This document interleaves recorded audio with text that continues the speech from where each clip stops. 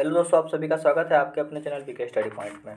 आज हम बात करेंगे हाल ही में प्रकाशित एडुटेरिया के जो करंट अफेयर्स की जो अर्थवार्षिकांक बुक आई है, उनमें अलग अलग जो सेट दी गई है 16 सेटों का विश्लेषण किया गया है। 16 सेट दी गई है, प्रत्येक सेट में 50 प्रश्न दिए गए हैं। 50 प्रश्नों का 800 प्रश्नों की पूरी श्रृंखला है। मैं पूरा 800 प्रश्नों की श्रृंखला आप सबों के साथ प्रस्तुत करूंगा। उसी कड़ी में 5 नंबर सेट मैंने आप सबों को प्रस्तुत कर चुका हूं। आज ये सेट है 6ठा नंबर सेट है, तो इसके बारे में हम लोग बात करते हैं। यहाँ पे मैं आपको हर वीडियो में इसलिए बता दे रहा हूँ ताकि आप लोगों को आसानी हो। ये क्वेश्चन में मैं टिक इसलिए कर देता हूँ ताकि आप सब वीडियो कम समय का बने और आगे जल्दी से जल्दी मैं इसको समझाता हुआ आगे निकल जाऊँ।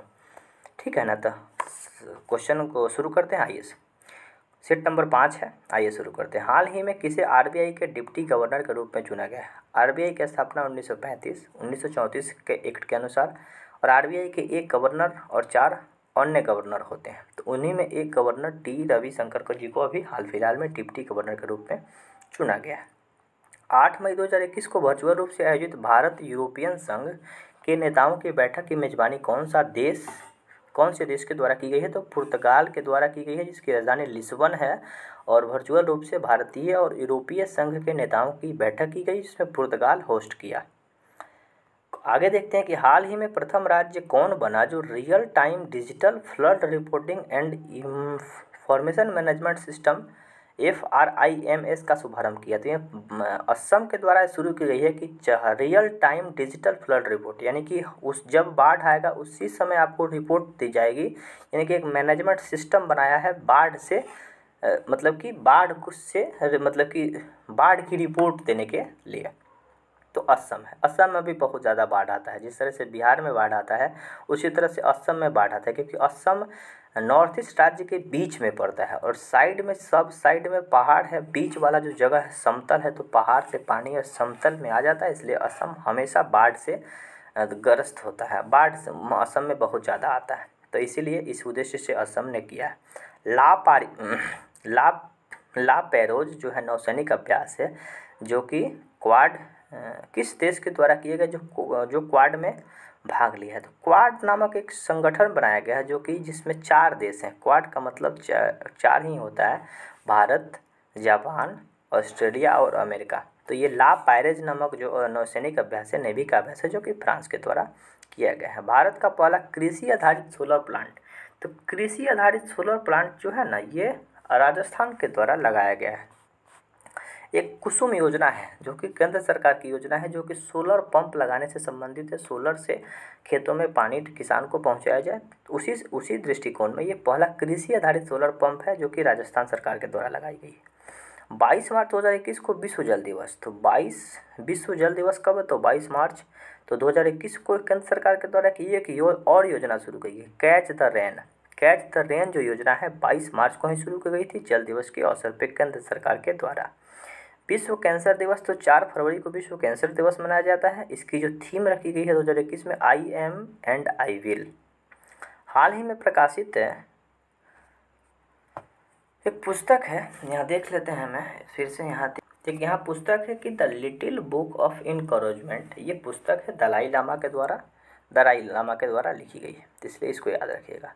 भारत का पहला वन चिकित्सा केंद्र उत्तराखंड में खोला गया, यानी कि वन को किस तरह से ट्रीटमेंट किया जाए, पेड़ पौधा अगर कोई क्षतिग्रस्त हो जाए तो उसको किस तरह से ट्रीटमेंट किया जाएगा, क्लिनिक खोला जा रहा है। कहाँ? उत्तराखंड में। भारत देश का पहला वन चिकित्सक केंद्र उत्तराखंड में खोला जा रहा है। यहीं के व्यक्ति थे सुंदरलाल बहुगुणा, जिनको पर्यावरण के अग्रदूत माना जाता है, वृक्ष मित्र के रूप में जाना जाता है। उनका हाल फिलहाल में निधन हुआ है, तो याद रख सकते हैं कि पर्यावरण को बचाने के लिए सुंदरलाल बहुगुणा जी का जन्म उत्तराखंड में, और उत्तराखंड में ही वन को बचाने के लिए वन चिकित्सा केंद्र खोली गई है। तो पूरी तरह से ये अब याद हो चुका होगा।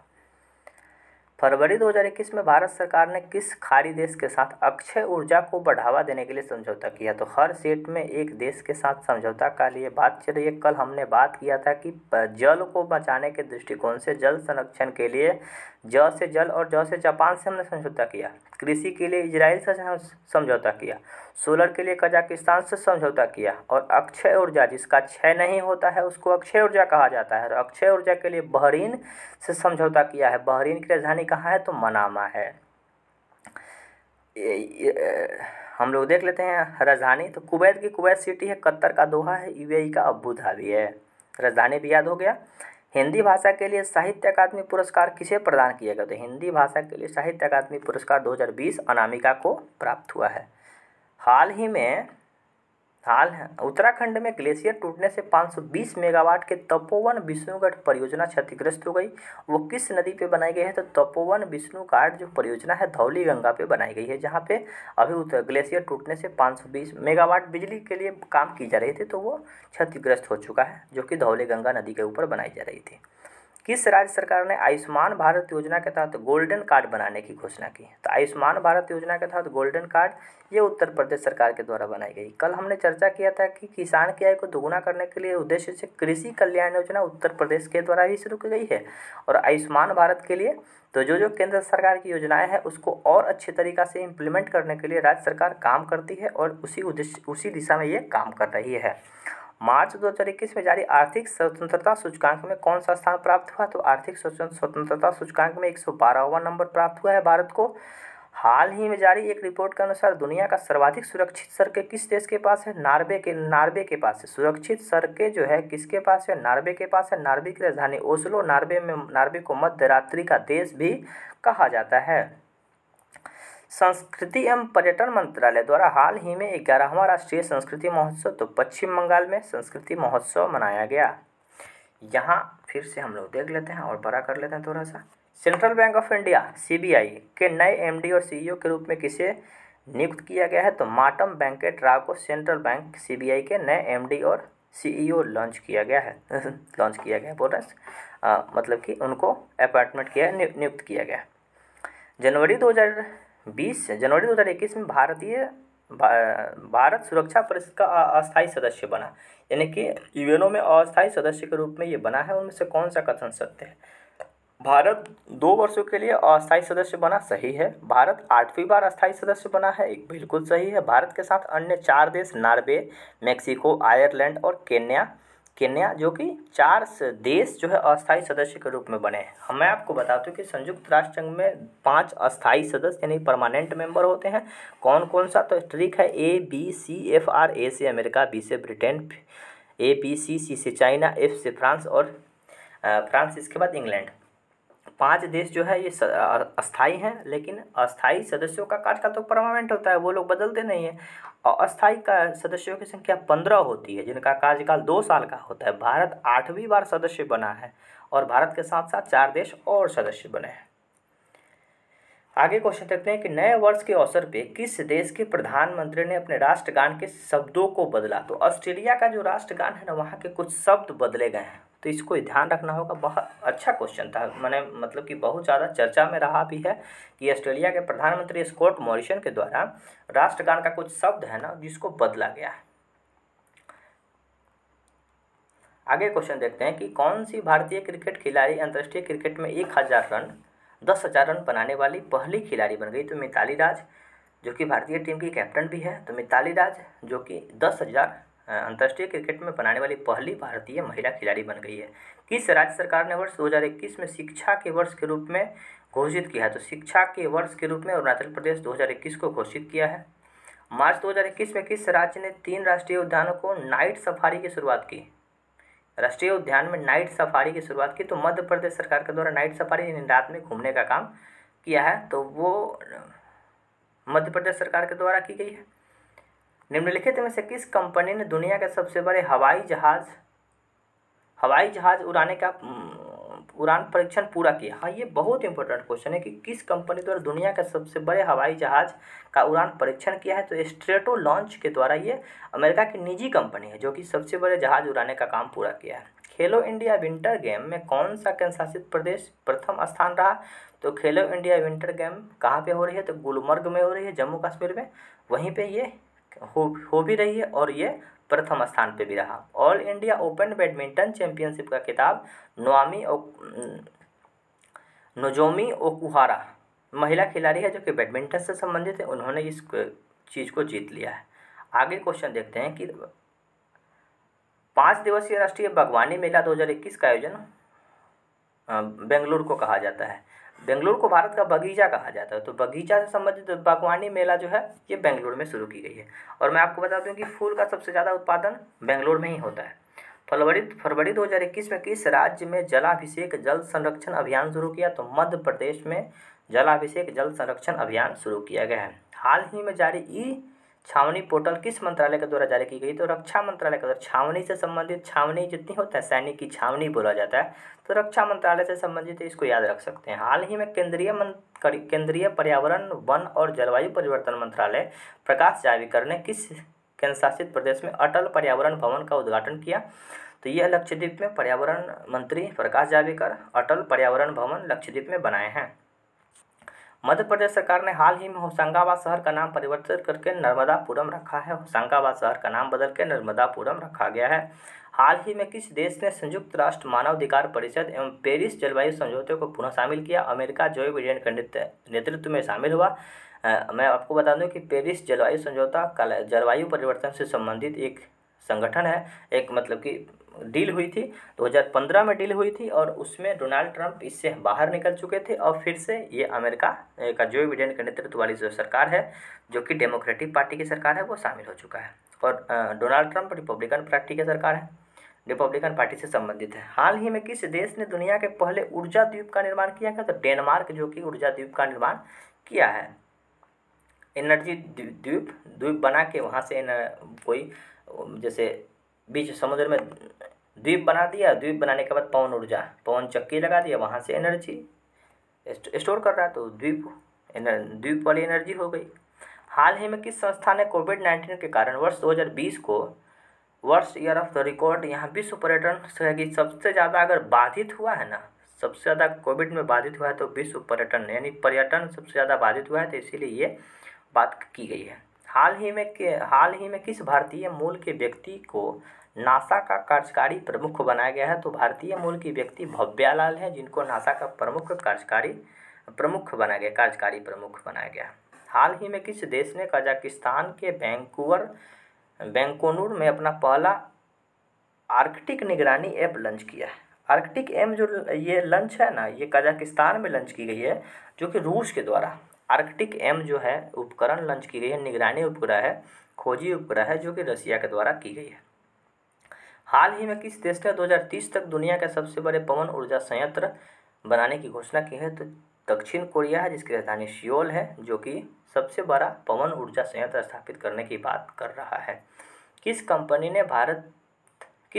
ने अमेरिका के ऑक्सी लो कार्बन वेंचर से कार्बन न्यूट्रल ऑयल की विश्व की पहली खेप प्राप्त की? तो रिलायंस इंडस्ट्री, जो कि oxygen low carbon venture and carbon neutral oil तेल मंगाने की जो बात है अमेरिका की कंपनी के द्वारा की गई है। रिलायंस कंपनी भारत में मंगा रही है। हाल ही में विष्णु नारायण नामबदूरी का निधन हो गया। वह किस भाषा के कवि थे? तो इनको पुरस्कार भी प्राप्त किया हुआ था, जो कि मलयालम भाषा के कवि थे, नामबदूरी। निमोनिया के कारण, क्वेश्चन इधर उधर क्यों हो रहा है, यहाँ देख लेते हैं। निमोनिया के कारण बढ़ते मृत्यु दर को कम करने के उद्देश्य से किस राज्य सरकार ने श्वास अभियान शुरू किया? तो मध्य प्रदेश सरकार। तो सबसे ज़्यादा जो सांस निमोनिया जब बीमारी होती है ना, तो उससे सांस ही प्रभावित होता है, और सांस नाम का योजना चला के इसको मध्य प्रदेश सरकार इससे निपटने का काम करेगा। फरवरी 2021 में मिस्र में आयोजित पुरुष हैंडबॉल विश्व चैंपियनशिप का खिताब किसने जीता? तो स्विट्जरलैंड के द्वारा जीता गया। हाल ही में प्रारंभ की गई योजना मिशन इंद्रधनुष 3.0। मिशन इंद्रधनुष का संबंध है टीकाकरण से ही, जितने भी टीकाकरण हो रही है, और मिशन इंद्रधनुष 3.0 का संबंध टीकाकरण के विस्तार से। तो इसमें इस टीकाकरण में कोरोना का जो टीका है उसको शामिल कर दिया गया। इसके पहले जितनी भी खसरा की वैक्सीन होती थी, रूबेला की वैक्सीन होती थी, मलेरिया की वैक्सीन, जितनी भी बीमारी की वैक्सीन होती थी ना, वो इंद्रधनुष योजना के अंतर्गत दी जाती थी, मिशन इंद्रधनुष योजना के अंतर्गत, और उसी को विस्तार करके ये काम किया गया। हाल ही में किस देश ने पहली बार अंतरिक्ष में सैन्य अभ्यास एस्टर-एक्स किया है? तो अंतरिक्ष में सैन्य अभ्यास किया है एस्टर-एक्स, फ्रांस के द्वारा की गई है। Steel Authority of India Limited SAIL कि किस राज्य में पहले गैस से इथेनॉल संयंत्र लगाने की घोषणा की। तो सेल ने गैस से इथेनॉल प्राप्त करने के लिए महाराष्ट्र में लगाया है। सेल के वर्तमान अध्यक्ष सोमा मंडल अभी वर्तमान में है। हाल ही में किस राज्य सरकार ने कोविड फतह अभियान शुरू की गई है। तो कोविड फतह ये पंजाब सरकार के द्वारा शुरू की गई है। फतह से संबंधित है कि फतह नामक शब्द है सिख धर्म से संबंधित है। तो सिख धर्म कहाँ पे है, पंजाब में। तो पंजाब में कोविड फतह शुरू की गई है। स्टारलिंक परियोजना के तहत गूगल क्लाउड ने किस अंतरिक्ष एजेंसी के साथ समझौता किया है। तो गूगल क्लाउड स्टारलिंक परियोजना अमेजॉन ब्लू ओरिजिन कंपनी है जो कि अंतरिक्ष में टावर लगाने का काम करता है। पृथ्वी के ऊपर हम लोगों के यहाँ टावर लगाएगा। और उसी में स्पेस एक्स जो है, स्पेस एक्स का मालिक एलन मस्क, दोनों लोग मतलब कि समझौता किया है ताकि और इस परियोजना को और आगे बढ़ाया जाए। ये सब अमेरिका से संबंधित है। किस राज्य सरकार ने मिशन ऑक्सीजन सेल्फ रिलायंस योजना शुरू की। तो महाराष्ट्र सरकार ने, क्योंकि महाराष्ट्र में ऑक्सीजन की कमी नहीं देखी गई। महाराष्ट्र ऑक्सीजन को इतने अच्छे लेवल पे काम किया था। ऑक्सीजन सेल्फ रिलायंस योजना जो है महाराष्ट्र सरकार के द्वारा ही शुरू की गई। हाल ही में प्रारंभ की गई वैश्विक परियोजना ग्लोलिटर पार्टनरशिप प्रोजेक्ट। ये ग्लोलिटर पार्टनरशिप प्रोजेक्ट जो है ना, समुद्र में फैले प्लास्टिक कचरे को निपटारा करने से संबंधित है।